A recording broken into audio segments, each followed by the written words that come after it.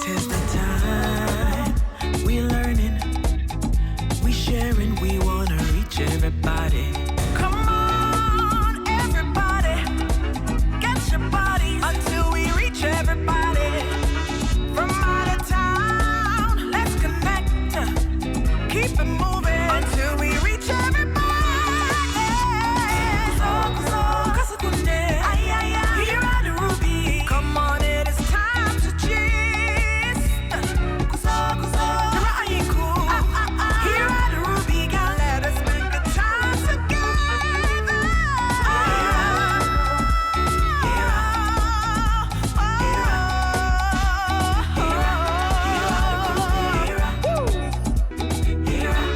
Here are the Ruby Gang.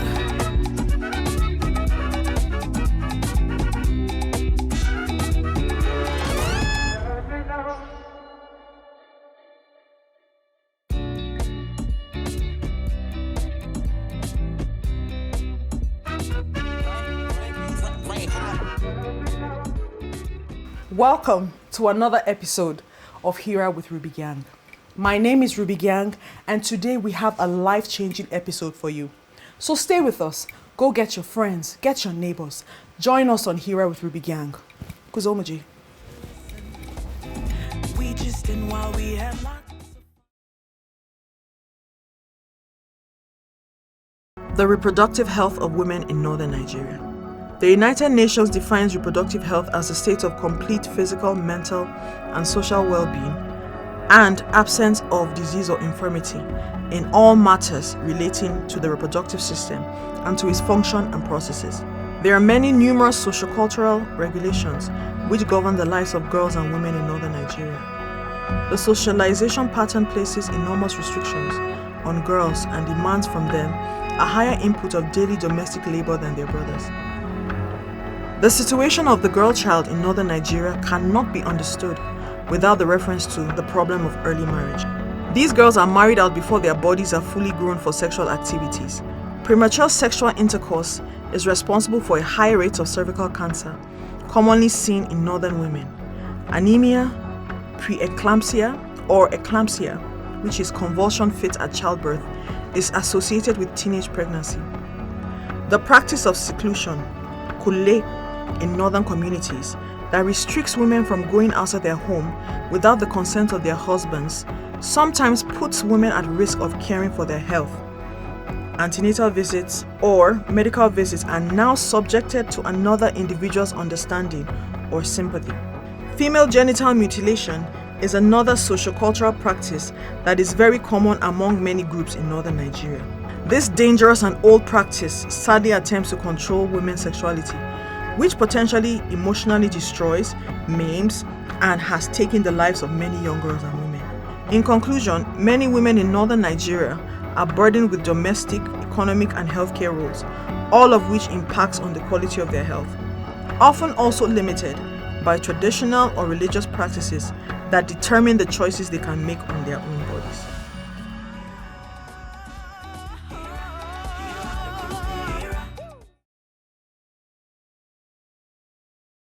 On this episode, we'll be talking about the effects of degenerative diseases on female reproductive health. Now on HIRA, we focus on providing women with the resources with which they can improve their lives and their well-being. So we're going to talk with our guest about that when we get back.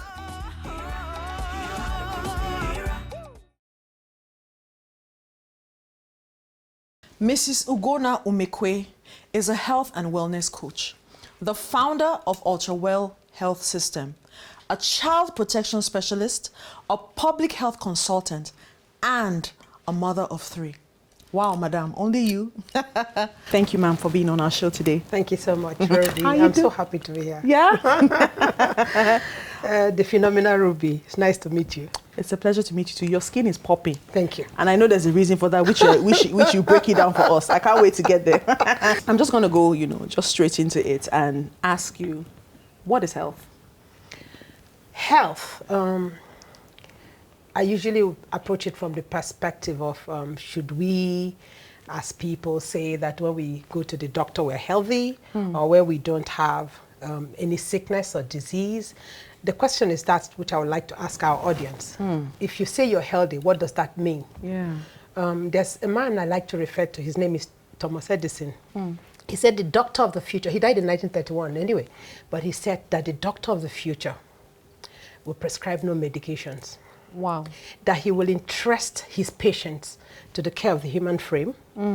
He will also show them diet and make them understand the cause and prevention of disease. Wow. So for me, health is not when you can't visit a doctor. It's when you have taken proactive measures to be sure you didn't end up on the doctor's table.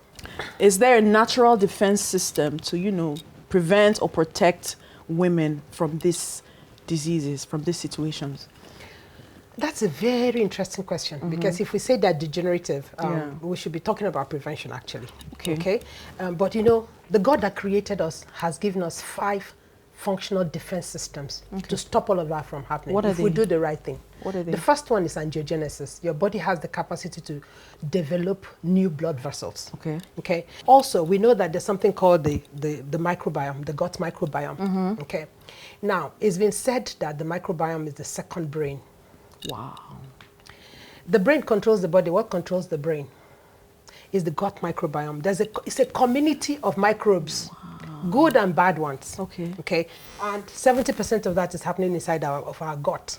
If you feed it the right things and those microbes do the work they need to do, they will talk to the immune system and the body will not get compromised. And the last one I want to talk about is our DNA. Okay. Your DNA is actually the genetic structure of your body. Do you know that our Creator made it in such a way that the DNA can actually stand up and defend you if the need arises?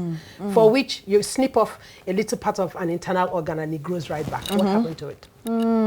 So if those systems are inherently built into our bodies, we should be talking about prevention, not disease management. And I would like to talk about fibroids. Please. I had a friend that were about the same age in her 30s and she took out, was it 7? It's like the cause of the black woman. Why? Why is it so prevalent among black women? What is it? In Chinese traditional medicine, every external part of your body has an equivalent on the inside. Okay. So the equivalent of the uterus, where all of those non-malignant tumors go and grow, and they call them fibroids, is the scalp. So what's the connection? The products we put on our hair. Absolutely. And that's why black, that's absolutely. Yes. Have you seen a Caucasian woman with fibroids? Nah. It's not something here often. You won't hear, because they don't put chemicals on their scalp. But we've been programmed and we've been given the wrong standards. So we want our hair straightened up. So we go and put very toxic chemicals on our scalp. And then you know what the body does? The body tries to heal the scars and it makes keloids on the inside or makes non-malignant tumors. And then those malignant tumors will find blood vessels and then they grow. And then they become fibroid. That's why you cut it off and it grows right back. Okay, before we go to solutions or, I want to ask, how does diet affect reproductive health? Okay, so let's go to the pillars. Let's start from where we should start from. As you're seated here, you're 75% water. Okay, yeah. You're aware? Okay, I thought it was 60. Okay. That's how huge it is. Wow. Okay, what happens when you're dehydrated is your body goes into fat storing mode. And when you store fat, the body also has to cope, because the organs will have fat loaded on them. Okay, the liver is going to complain, and the liver is that little organ that does too many things that already the day it stops working, you feel it. Everything packs up. Okay, so it's going to have fat loaded on it. So let's go back to hydration. Okay, if you're hydrated, your body will not have excess sodium, which will make your body to store fat. Got it. Now, so let's focus on that hydration, because it's 75% of the equation. That's what I say to people. If you need to get well, it's about the quality of the water. Why is it important? The water you're drinking is loaded with bisphenol A. What is that? BPA, and everybody Google that. Just write on Google side effects of BPA. The plastics that are used to carry the water will leach out BPA, because see, the lifespan of the bottles are really nothing to write home about. So they're sitting in the stores, they're sitting out in the sun, and all of that BPA leaches in there. Same thing with pure water sachets? Absolutely, and then it all goes into your system because it's toxic, it wreaks havoc. Other than BPA, the water has been bleached off, it's clear, colorless liquid.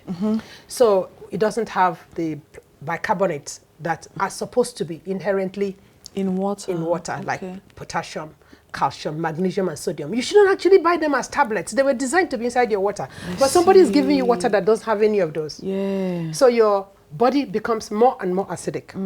Okay. So you drink the water and you're walking down the road and it's waiting to digest. It's going inside of your system. Why should water sit and wait to digest?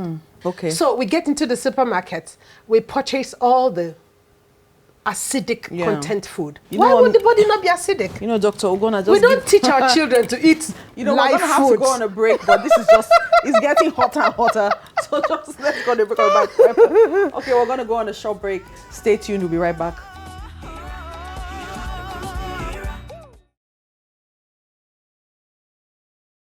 Okay, so you've told us about hydration, the importance of it. What next? Okay, nutrition. Okay. So what I say to people is either you eat your food as medicine or you eat medicine as food. Kai. Somebody told us that we are entitled to 3 square meals a day. Somebody lied to you and I. Wow. What are we entitled to then? And let's break it down. Meals, you see what I mean? And that yes. then you ended up with diabetes. And they didn't tell you it was the food that was causing it. Okay. So if you're feeding the body from morning till night, and even when you're supposed to be sleeping, you're going to take some chocolate from the freezer to chew at 2 a.m., you didn't give the gut a break. Fantastic. Okay, so Doc, we have a segment which we send one of our journalists out into the streets to talk with people about the topics that we're focusing on. So we sent one of our journalists, her name is Pipa. She went out into the streets and she went and asked questions about women, the effect of degenerative diseases on women's reproductive health. So we're going to check it out now, and then we're going to come back and we're going to talk more about it. Thank you so much. So let's see that. Let's see.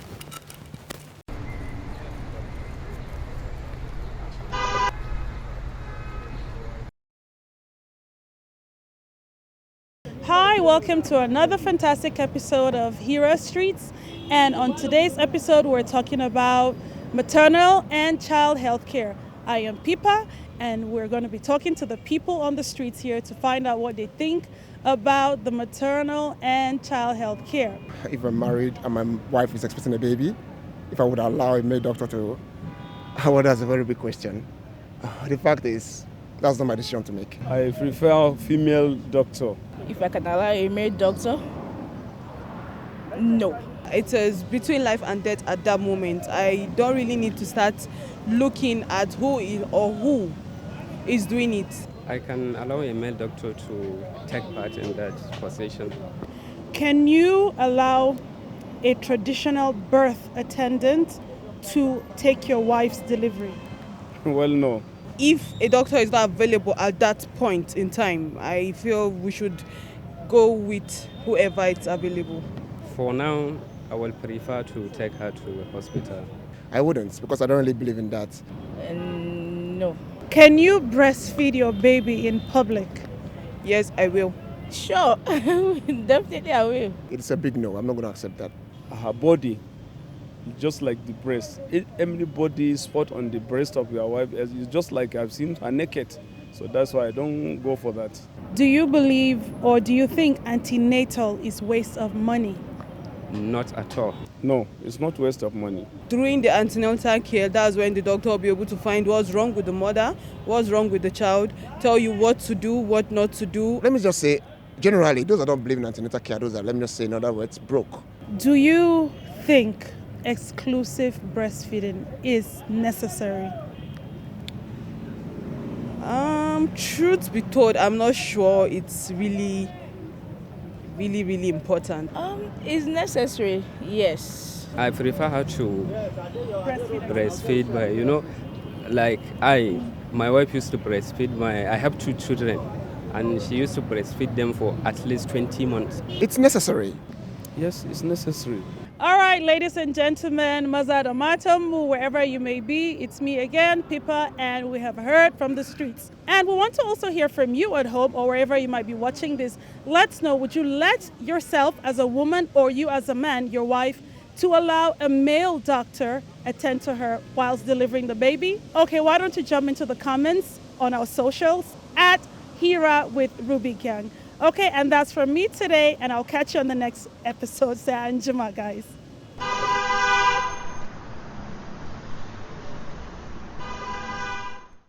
So what do you think, ma'am? I can see the diverse responses. Yeah. Part of it is knowledge gap. Okay. Why do you say that? I see a man who says he wouldn't let a male doctor take delivery of his child. Yes. What business does he have making the decision in the first place? Think about it. A doctor is a professional. Okay. He's here to take delivery. Yeah. He's not interested in, I mean, he sees hundreds of those every day. If he's a gynecologist, trust me, he's seen hundreds of women. Why is your wife unique? Wow. Speaking of knowledge gap, and you know, talking about the lack of it, and that's why people act the way, you know, they do. How did you find yourself in this line of work? What inspired it? I was that very chronically ill person, morbidly obese. I was on a very high stressful job. I was raising a family. I had children to take care of. I had a home to run. And still had to meet my deadlines and submit the reports and all of those. So that meant that I ate whatever I see. One day I found out that I was very ill. I had an incident in the UN house. My heart was failing actually because I was morbidly obese and I was rushed to the clinic, and the doctors said to me that I narrowly missed a stroke. My gosh. See, this was me that could hardly breathe. In fact, hold on. One of my colleagues said to me, yeah, that's where I'm coming from. You don't look like the same. Like, it's like two completely different people.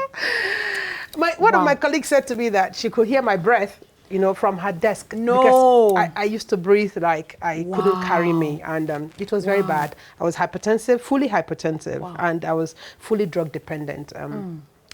Had insomnia, could hardly sleep. Yeah, I mean, the pressure just wouldn't help me sleep. And I used to have something called gout, excess uric acid in the system, and they would leave crystals in the joints, and it was very painful.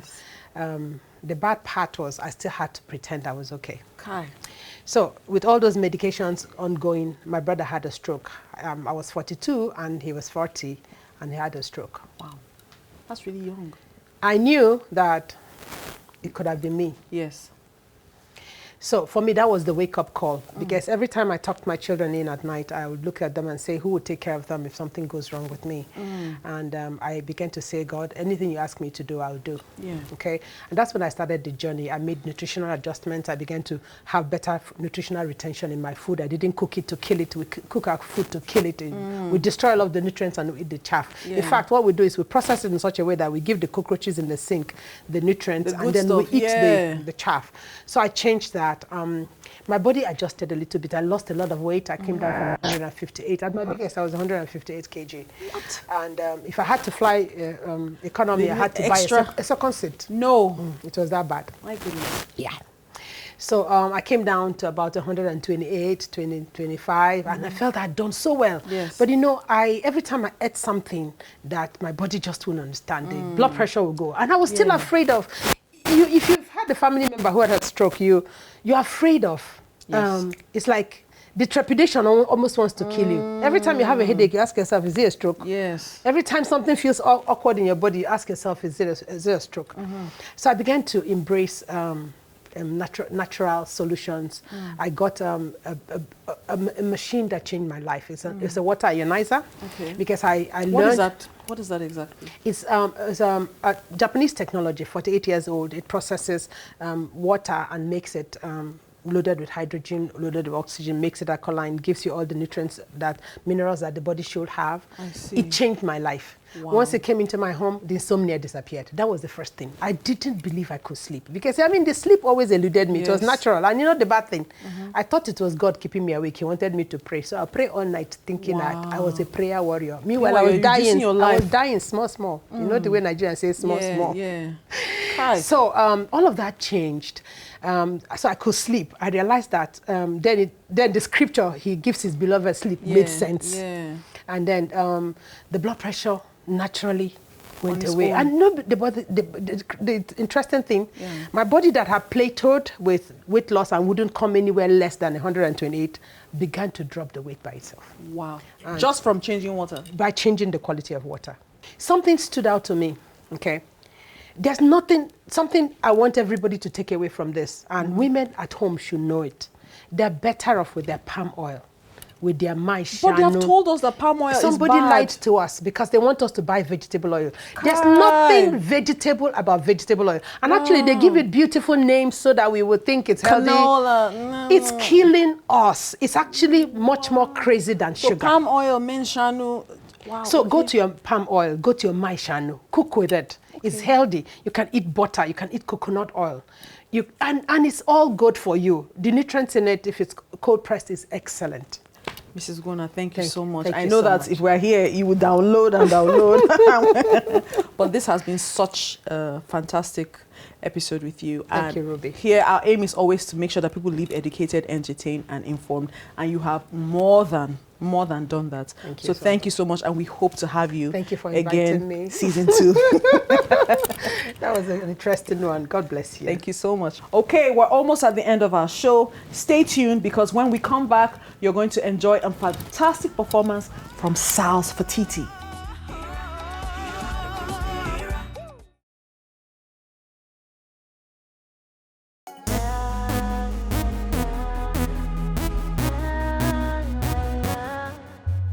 How did you manage to find me when I was lost and astray and was broken? Colors where I say don't remind me you are everything I've been hoping. I should go how you are tired. Come with any ergata. Love with your mumu no fata. She don't come and share mata. Take a soda this Sina sosira bani da kai amma karka saurare su saboda ba mai raba ni da kai. Inshallah, I will be the one to hold you. Inshallah, I will be the one to hold you down, down, down, hold you down. Nizane amsa, ndiza kakirani, narikana zamanaka, ndiza kakirani. Don't let them tell me never, I won't be a time in it. Don't let them tell me never. Saburi kashi go how you are town. Dame deni ergata. Aba moja mumo no fata. Shida kuma shara mata. Kaka saura resu. Sina sosira bani da kai. Amma kaka saura resu. Saboda baba mai raba ni da kai. Inshallah, I will be the one to hold you. Inshallah, I will be the one to hold you down, down, down, hold you down.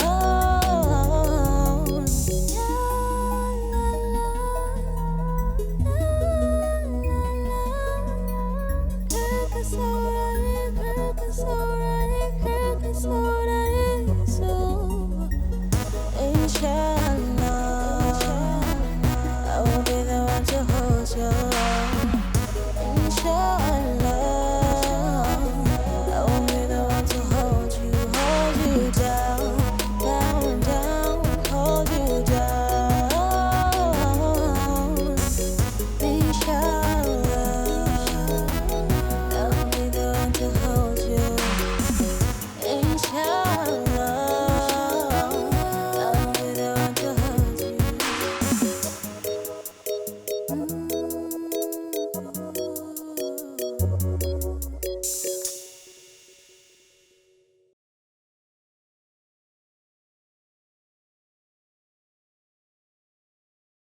Sal's Fatiti, that was fantastic. Thank you so that much. was Thank you. amazing. Thank Such a powerful voice from a tiny package. Yeah. So the song is just beautiful, right? Do you want to share with us a little bit just what inspired it, how it came about? Okay, I know it's going to sound weird, but I wrote the song about my boyfriend. Aww. My husband now, actually. Oh, wow. He's been there for me. He's been supportive, even when people were doing anyhow. And there are girls actually trying to, take him away from me. Oh, wow. But it's mine now. Yes, ladies, are you listening? All of you people that are eyeing her husband, he's taken. Okay. Fantastic. Sal's, it's important to me to always big up where I'm from. And we're from North. I feel we have the most talented artists this country has seen. So we're happy that you were willing to share your fantastic gifts with the world on this platform on HIRA with Gyang. And we really hope to have you again. Sure. Season 2, right? But before you go, let us know, where can we get your music and where can your fans reach us? Let them know. Okay. My songs are on SoundCloud, AudioMac, Apple Music, YouTube, Spotify, and social media, anywhere. Okay, what's your social media handle? Sals_Fatiti. SALS_FATEETEE. Is it kind of like Nefertiti? Is that the vibe? Yes. It's beautiful. I love it. Thank you. Thank you so much, Thank you for having me. Thank you. Thank you Our so pleasure. much.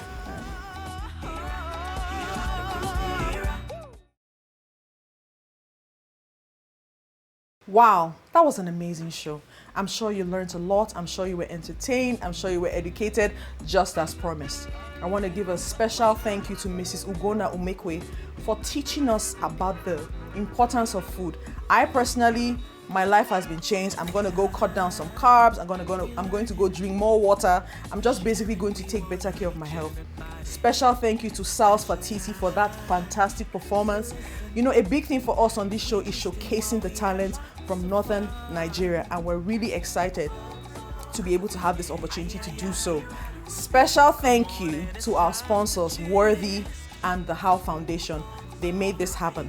And last and certainly not the least is you, our viewers. Without you, there will be no point doing this. So thank you for tuning in. Stay tuned because we'll be back again next episode.